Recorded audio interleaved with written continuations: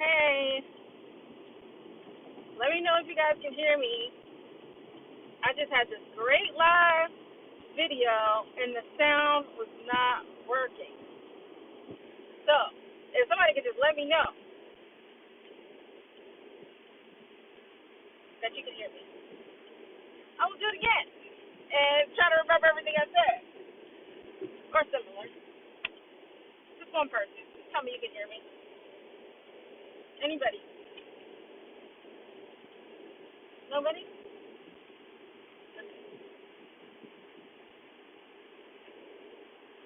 Well, I'm gonna try this again. Hopefully the sound is working this time.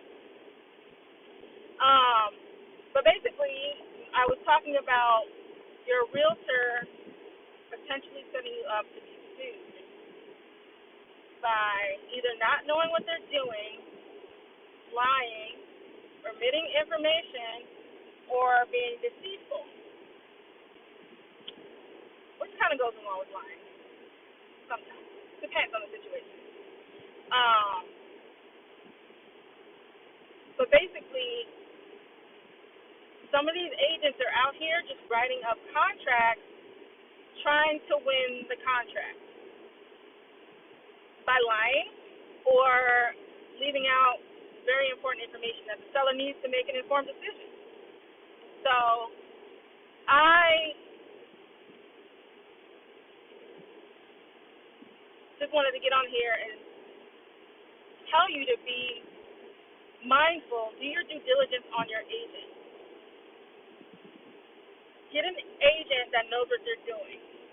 It doesn't mean that you get an experienced agent that's been doing it for 20, 30 years. Just because they've been doing it for 20, 30 years doesn't mean they know what they're doing or they're doing it right. And it also doesn't mean that a new agent is not competent enough to know if they're doing it right. Let me know if you guys can't hear me. So, because my first video there was no sound. So if you can hear me, just give me a yes, thumbs up, something. Doesn't mean a new agent doesn't know what they're doing just because they're new. Because I've seen some brand new agents that are so competent based on their past experience or previous jobs or whatever courses they've taken, they're competent in writing the contract. But I've seen some that just write whatever and write it wrong, potentially setting up themselves to be sued and their buyer to be sued.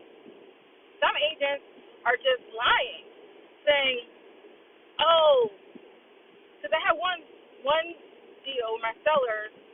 We were 5 days from closing, and the buyer's agent goes, "Oh, it just hit me. That other house in Jersey didn't sell." I'm like, "What other house in Jersey?" "Oh, well, the buyers have a house that they have to sell first." I'm like, "Wait, you had no mention of that in the contract." So basically that's a breach of contract because there is a box on the contract that you check that says the buyers don't have a house to sell. So that's a breach of contract. But he was like, "Oh, well, that was just an honest mistake. I knew I've only been doing it for 3 years. It was an honest mistake." I'm like, turns out, reality is, I think that they do. They just didn't think that that house would have an effect on this house because of the timing. But you have no control over that. But he was pretty much deceitful. And he could potentially be sued for that, as well as the buyers, because they put the sellers in a really bad financial. They didn't put the sellers in a bad situation, but normally it could have been a bad situation for the seller. But you as a buyer, you could get sued for that as well because of what your agent did and how they wrote up your contract. Um, and I had another one that it wasn't my situation, but I've heard they wrote the offer higher above asking price. But when they won the contract and they were expecting the house not to appraise for that price, the buyer's agent who wrote the contract to win the contract for their buyer came back and said, "No, the house is not worth that much. It shouldn't have appraised. It appraised for that much." So that makes the buyer liable to pay that amount, unless there's some stipulations written up in the contract. But that buyer's agent basically lied to get what they wanted, and it backfired on them because the house did appraise. And so they're fighting that the house appraised for too much, but you wrote the contract for that much. So some agents are just getting the contract based on hopes and dreams, but still they're setting up their buyers for that. I've seen so many contract offers come through where the person that wrote the contract, the agent, is setting up their buyer to be sued or to not be able to ask for repairs or to not get their earnest money deposit back. So I'm just saying, like, really find out about your agent. Are they the type that's going to lie, be deceitful to get what they want? Because that could potentially put you in danger and risk of being sued and liable. And also, if the seller is upset about it, they're going to keep your deposit forever in escrow. In escrow. So you're not going to get your deposit back if your agent does something deceitful or negligible. So you don't base your realtor on how long they've been doing it, how many houses they've sold, because that doesn't mean they're doing it right. Don't base it on because they're brand new. Really look at that person's character and talk to them to find out exactly what type of person they are, because that could affect you and your money, either whether you're buying a house or selling a house. So that's all I wanted to say. It's just I've seen a lot of realtors out here just doing whatever they want, and realtors saying, "Oh, well, let's go write the offer for this, and then we'll fix it afterwards," because the seller doesn't have any business knowing our business. Or I've seen agents go, "Well, I don't want to work with that agent, so I'm going to convince my seller to choose this offer over here because I don't like that agent over there." Like, you're supposed to do what's best for your buyer or seller. So agents are being greedy and then just doing these things for the money, and they're not looking out for your best interest.